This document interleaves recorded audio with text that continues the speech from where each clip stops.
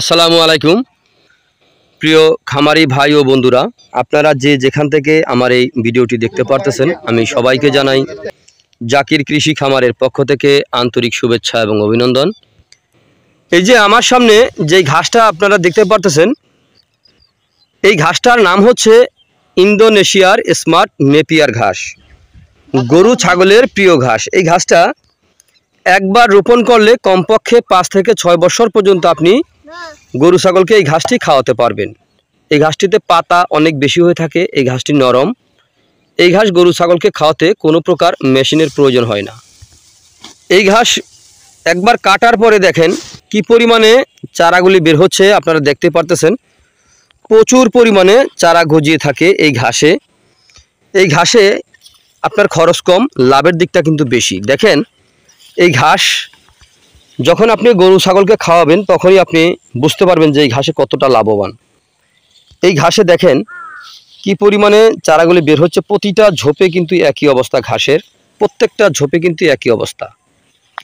তো ইন্দোনেশিয়ার smart Napier ঘাস গরু ছাগল ভেড়া মহিষ সকল গবাদি পশু এই ঘাসটি খেয়ে থাকে। আর ইন্দোনেশিয়ান স্মার্ট নেপিয়ার ঘাস যে কোনো মৌসুমে আপনি রোপণ করতে পারেন। এই ঘাস যে কোনো মাটিতে আপনি রোপণ করতে পারবেন। এই ঘাস যেমন আপনার কিছু জমি আছে, দেখা যায় আপনার ডোবা বালি দিয়ে ভরাট করা হয়েছে, ড্রেজারে যে বালি দিয়ে ভরাট করা হয়েছে, ওরকম জমিতেও আপনি এই ঘাসটা রোপণ করতে পারবেন। অথবা এই ঘাসটা এঁটেল মাটি, বেলে মাটি, দোআঁশ মাটি সকল প্রকার মাটিতে রোপণ করা যায়। অথবা ছোট ছোট পাহাড়ের টিলা আছে, টিলায়ও আপনার এই ঘাসটি রোপণ করা যায়। যেমন সিলেট অঞ্চলে রাঙামাটি, পার্বত্য চট্টগ্রাম এইসব এলাকায় কিন্তু আপনার ছোট ছোট যে টিলা থাকে, সেই টিলার ভিতরেও কিন্তু আপনার এই ঘাসটা রোপণ করা যায়।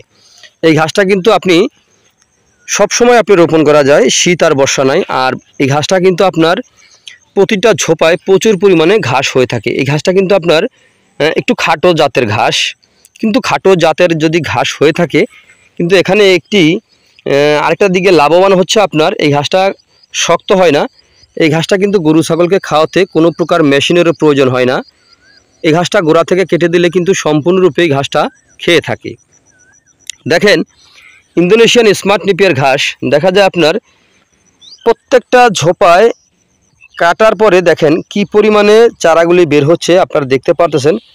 প্রচুর পরিমাণে চারা বের হচ্ছে, প্রত্যেকটা ঝোপা কিন্তু আপনার একই অবস্থা। আর এই ঘাসটা কিন্তু আপনার যে সকল জমিতে বৃষ্টির পানি অথবা জোয়ারের পানি হচ্ছে, আবার ধীরে ধীরে চলে যাচ্ছে, এরকম জমিতেও আপনি এই ঘাসটা রোপণ করতে পারবেন। এই ঘাসটা আপনার দেখা যায় জোয়ারের পানি আসছে আবার চলে গেছে, এরকম জমিতে রোপণ করা যায়। এই যে এখানে দেখতে পাচ্ছেন কিছু আমরা বেড তৈরি করে নিয়েছি। এ কারণে বেড তৈরি করেছি, এখানে কিন্তু জোয়ারের পানি অথবা বৃষ্টির পানি হয় আবার চলে যায়।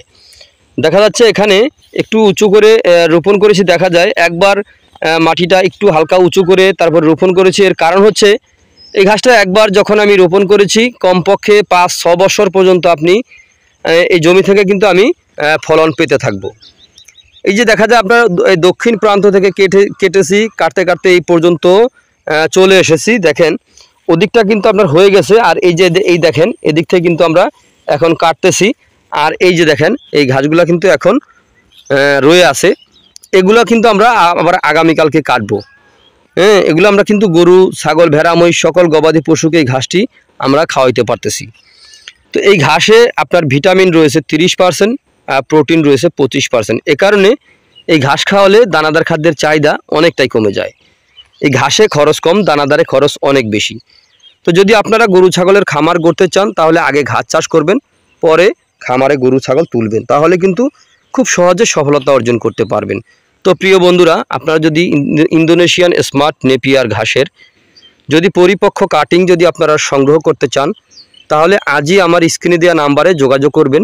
আমরা এই ঘাসের কাটিং সারা বাংলাদেশে ডেলিভারি দিয়ে থাকি, সুন্দরবন কুরিয়ার সার্ভিস অথবা স্টেট ফাস্ট কুরিয়ার সার্ভিসের মাধ্যমে। তো আপনারা যে যেখান থেকে আমার এই ভিডিওটি দেখতে পারছেন, তো আপনারা সকলে ভালো থাকবেন, সুস্থ থাকবেন। আল্লাহ হাফেজ।